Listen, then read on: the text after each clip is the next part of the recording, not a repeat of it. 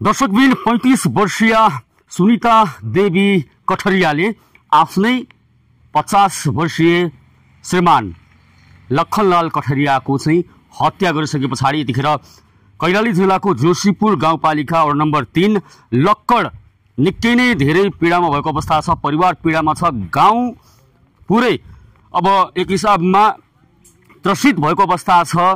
र मसँग यहाँ भलमन शाह हुनुहुन्छ, यसै गाउँको। हजुर नाम के हो? मेरो चन्द्र कठरिया हो। तपाईँ राति घटना भयो 10 बजे, तपाईँ राति नै पुग्नु भएको? राति मैले आएँ र सुनिताले लखनलाई चाहिँ टाउकोमा हतौडाले हानेर चाहिँ हत्या गरेको भन्ने कुरा आएको छ। हो र भित्र झगडा होइन, झगडा यहाँ बाहिर भयो। यही हो घटना भएको स्थान, यो हो र यहाँनिर चाहिँ घटना भएको हो।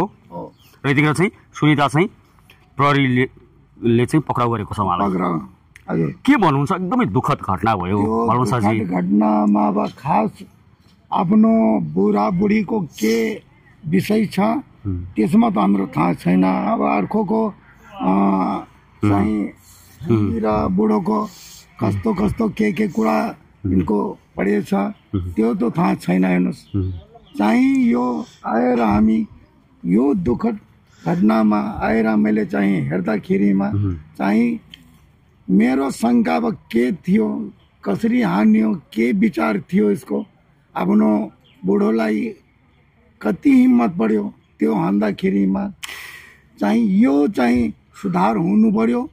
त्यो संसारमा हरेक किसिमका घटेको घटना त्यो शान्ति कस्तो हुन्छ, त्यो सुधार हजुरको के उपाय गरेर चाहिँ यो सुधार गर्नु पर्ने हो। दर्शकबिन, अब सुनिता र लखन दुईजना मात्रै चाहिँ घरमा थिए र त्यो बेलामा चाहिँ अब सुनिताले लखनमाथि प्रहार गर्छन् हतौडा, र लखनको चाहिँ ठाउँको ठाउँ चाहिँ ज्यान जान्छ। र अब यहाँ अब यो घरसँगै जोडिएको यता हामी देखाउँछौँ, यो घर छ र यतातिर चाहिँ भाइको घर छ, लखनको भाइको घर छ। र अब घटना घटिसके पछाडि तुरुन्तै अब थाहा नभएको अवस्था छ। झगडा पनि भइरहेको बेलामा चाहिँ कसैले पनि थाहा भएन। र जब चाहिँ सुनिताले लखनलाई चाहिँ मार्छिन्, हत्या गर्छिन्, हत्या गरिसके पछाडि चाहिँ सुनिता रुन्छिन्। रोइसके पछाडि चाहिँ बल्ल भाइ र भाइ बुहारीलाई चाहिँ थाहा हुन्छ र उनीहरू चाहिँ बाहिर आइसके पछाडि अन्य गाउँलेहरू सँगसँगै चाहिँ भलमनशाहजीलाई चाहिँ खबर गर्छन् र त्यस पछाडि मात्रै घटना बाहिरिएको अवस्था हो।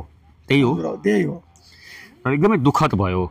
श्रीमान श्रीमतीको झगडा परालको आगो भन्छ होइन, उखानै छ नि।